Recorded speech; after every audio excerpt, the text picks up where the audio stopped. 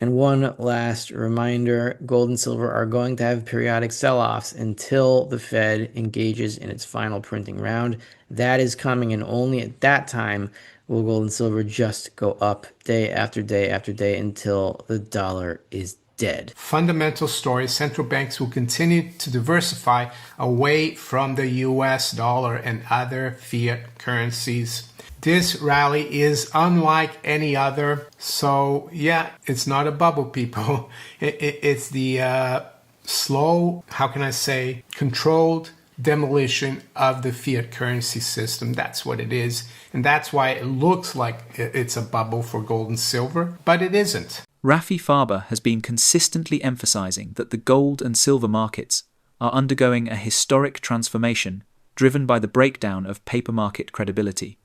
He argues that the disconnect between physical and paper pricing is now too large to ignore, as demand for real metal accelerates while inventories on exchanges continue to shrink. According to his view, this signals the beginning of a structural shift away from financialized metals trading toward physical settlement, where true supply and demand will finally dictate price discovery. Farber sees this as a long-awaited reckoning for the leveraged paper system that has artificially suppressed gold and silver for decades. He also highlights that silver is leading this shift, acting as the pressure valve for the entire monetary system. With industrial demand surging and mining output stagnating, physical silver availability has collapsed at a time when global investors are increasingly seeking tangible assets as protection against inflation and currency debasement. Farber believes that this dual demand, both monetary and industrial, makes silver uniquely positioned for explosive upside once the illusion of paper supply fails. He often refers to this as the Endgame for the current financial architecture, where physical ownership becomes paramount and paper promises lose value overnight. In his broader analysis, Farber connects this precious metals squeeze to the deterioration of global trust in fiat currencies. As central banks continue expanding balance sheets and debt levels soar, gold and silver are reclaiming their historical role as real money outside the control of governments. He sees the ongoing shortages not as temporary market dislocations, but as the early stages of a systemic reset, where metals will reprice dramatically higher to reflect years of hidden inflation and suppressed value. And one thing I do want to make clear is that there are going to be sell-offs in gold and silver until the Fed starts printing one last time to bail out all the banks for the last time, and it will be the last time. But until then, the dollar is in a perpetual short squeeze where sudden demands for dollars in order to pay back debts can lead to serious sell-offs. But this sell-off was very peculiar. It is unlike any other sell-off that I've seen in gold and silver, especially of this magnitude. We're going to go into the slides as to why this was such a strange sell-off and what it means for the short and medium term. In the meantime, if you've been saying to yourself, I'm going to buy the dip or I will add to my stacks once there is a sell-off, well, now is your chance. Check out Miles Franklin. Something else that is going on in gold, and that is a lot of deliveries keep happening, and they are every day. That's sustained over 1,000 deliveries a day, over 1,500 even. Some days 2,000, some days as high as 4,000. Yesterday was 2,442 deliveries. We were up to 57,517 deliveries for October 2025, and that is so far the third highest month ever, and it looks on track to become the second highest month ever. There's a chance that it could become the highest delivery month ever. We'll see that on this next chart over here. This is where we are, 5.75 million tons of gold warrant worth delivered. That has exceeded the May 2020 high of about 55,000. We're now at 57,000 contracts. This is the all-time high over here a few months ago. In early 2025, I think it was 7.6 million ounces or 76,000 contracts. So I think we're going to break this over here. I'm not sure what month that is. It was this year. It looks like we're going to break it, and October isn't even a front month. It's not even an active delivery month, but the next active delivery month is December. November is not active either, but for October, this is definitely a record for October, and it's almost an all-time record, third highest delivery month. There's huge deliveries going on in COMEX right now. What about GLD? Here's another indication that there was a lot of dip buying also in ETF investors, because normally when GLD falls, and it fell, I think it was the fourth worst day for GLD. It was either the third or the fourth worst day for the GLD price, GLD Gold ETF, the Spider shares, fourth worst day ever. And on a day like that, you would expect that the ETF would lose gold tonnage or gold ounces, because that's what happens in order to keep the GLD price in line with the gold price, the gold futures price. If the price goes down, there's a big sell-off. Usually they have to take ounces out of the fund in order to keep the share float aligned with the price. This time, there was no change in GLD holdings at all. 0 million ounces, or just 0 ounces, were moved from the fund yesterday despite the humongous sell-off. So what does that tell me? It tells me that there was demand for the ETF yesterday as dip buyers came in and took positions, saving GLD from having to shed gold ounces in order to keep it in line with the gold price. Because once it sheds gold ounces, there are fewer GLD shares available. The shares supply gets constricted and it stays in line with the gold futures price. That's the idea how these ETFs work. So what I'm saying is there was dip buying in gold futures. There was major dip buying in GLD ETF. So I think, I'm not saying that this sell-off is done necessarily, but there were a lot of buyers that came to take advantage of this sell-off and to get into gold investment vehicles and gold futures at a much lower price. The last chart that I'm going to show is it's not just New York that is stockpiling gold, that has a near record amount of gold supply. It's also China. You can see here since 2024, the amount of physical gold in China, and you can either trust this chart or not trust it. I'm just showing it to you. I don't know what to really make of numbers and statistics in China. They could all be lies for all I know, but for what it's worth, it says here that in 2025, the gold supply, physical gold warrant supply in China, in Shanghai, I think this is at an all-time high, 84.606 tons, which is 2.7 million ounces. That's still about 10%, maybe a little bit more, like 12% of what's in New York. So this is still a pretty small stockpile of gold, but it is going up. And so we'll close this video out with another reminder. Keep your emotions balanced. Don't get too positive. Don't get too negative, because that's how they knock you off. If you get too positive, you get too greedy, you start investing in leveraged funds, and then you can get really schmeiced and destroyed. That is not what we want. We want to keep stacking steadily and use leverage only very sparingly, like a dessert or wasabi on a sushi. And one last reminder, gold and silver are going to have periodic sell-offs until the Fed engages in its final printing round. That is coming, and only at that time will gold and silver just go up day after day after day until the dollar is dead. Marioinnecco shares a similar outlook, but approaches it from a macroeconomic and monetary policy perspective. He argues that the current turmoil in the gold and silver markets is a direct reflection of decades of unsustainable monetary expansion. Innecco suggests that investors are beginning to recognize that fiat currencies are in the late stages of devaluation, prompting a global shift toward hard assets. For him, gold's rise is not merely a speculative move, but a signal that confidence in central banks and their ability to manage inflation is eroding. Innecco further notes that silver's recent volatility underscores how fragile the system has become. The metal's dual use as both a store of value and an industrial input makes it highly sensitive to both monetary trends and global production cycles.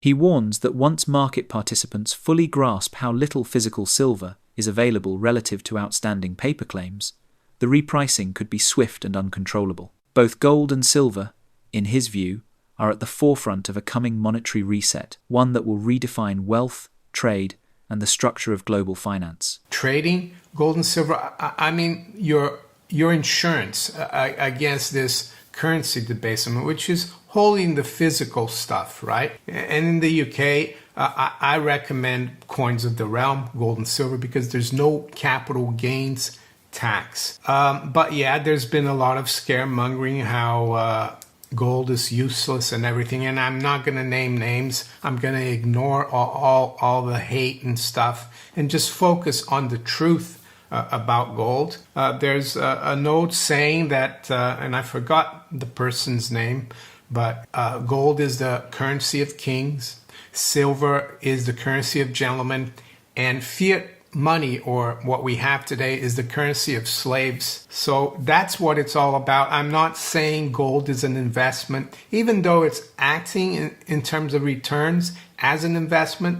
No, gold is insurance against inflation and currency debasement, and it will continue to be. It's also insurance versus financial calamity, like bank runs, bank failures, and all those kinds of things, and geopolitical mayhem. And I don't think things are getting better. And in the U.S., I just looked at the debt clock. We're fast approaching 38 trillion. Yes, the debt to GDP seems to have come down a little bit from 123 to 120 and a half. But I think that's all based on the AI bubble. The GDP in the second quarter, half of GDP growth was all AI, AI data centers. And I think, there's too much emphasis being put on AI, and the US economy is doing a lot better than all the other ones because there's a massive infusion of capital, especially from the shadow banking sector, like from private credit, private equity,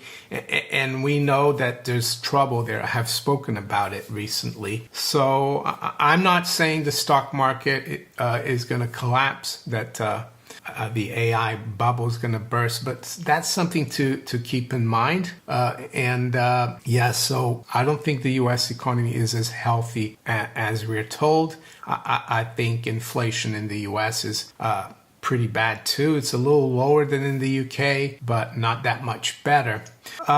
So back to gold and silver. Let's go through what this former bullion banker Robert Gottlieb said about what's going on, especially yesterday with gold and silver.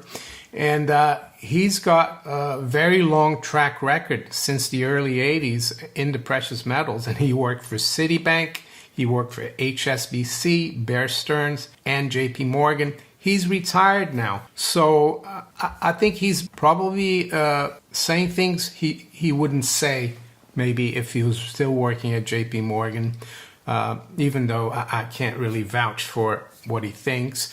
But I think he's given a pretty honest summary of what's going on. So I'll go through it. I follow him on LinkedIn. Maybe I might even get him to do an interview, which is weird, interviewing a bullion banker. Anyway, major correction in precious metals today. That was October 21st. I think it's a date that people will remember.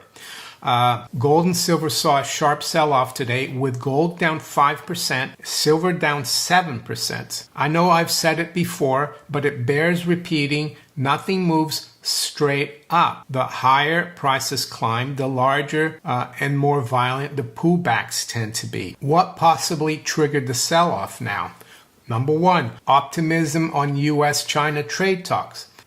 He says yesterday President Trump mentioned he expects a good outcome with China at the end of the month when both sides meet. Markets interpreted this as a sign of easing tensions and therefore less need for safe haven assets like gold. However, let's not forget China's long-term strategy. It has been steadily accumulating gold reserves and positioning itself as a third global hub for gold trading. Beijing views a strong gold price as a way to support the yuan and bolster monetary credibility. Realistically, U.S.-China trade tensions are unlikely to be resolved anytime soon. I saw President Trump announced that the tariffs are going to be 155% if no deal is done with China prior to November 1st. Second reason Mr. Gottlieb gives, crowded longs and momentum selling. Over the past several weeks, numerous banks and analysts have been advocating for adding gold to portfolios. That narrative, combined with gold's breakout to record highs, has attracted a wave of new speculative longs. Gold has become a momentum trade, and talking about on this channel, I've been talking about having gold as insurance, physical gold, not leveraging, right? So if you're trading, that's a different story. And he continues, when prices faltered, weak longs and opportunistic hedge funds going short all rushed for the exits at once, triggering an avalanche of selling. If current trends stay on course, the next phase for the gold and silver markets could redefine the global financial landscape. The widening gap between paper contracts and physical metal, as the credibility of fiat currencies continues to erode under the weight of unsustainable debt, investors and nations alike are turning to hard assets as a means of preserving real value. This transition marks a return to monetary fundamentals, where gold regains its historical role as the ultimate store of wealth, and silver, with its essential industrial uses, becomes one of the most strategically critical commodities on the planet. The pressure from both monetary and industrial demand, coupled with dwindling inventories, could ignite a price explosion that shocks even seasoned market watchers. In the coming months, we could witness a scenario where traditional price mechanisms, the physical shortage may force major exchanges to settle contracts in cash rather than metal, triggering a chain reaction across global markets. Institutions that long relied on paper exposure might scramble for tangible supply, pushing premiums on physical coins and bars to unprecedented levels. Gold could soar as a global hedge against collapsing currency confidence, while silver, historically, the more volatile of the two, might outperform dramatically as investors recognize how little is truly available. This isn't just a typical market rally, it's the potential birth of a new era of sound money and tangible value, where ownership of real assets becomes the cornerstone of financial security. If you see what's coming, don't stay silent. Like, share, and comment your thoughts. The world is about to relearn the true meaning of wealth, and it all starts with gold and silver.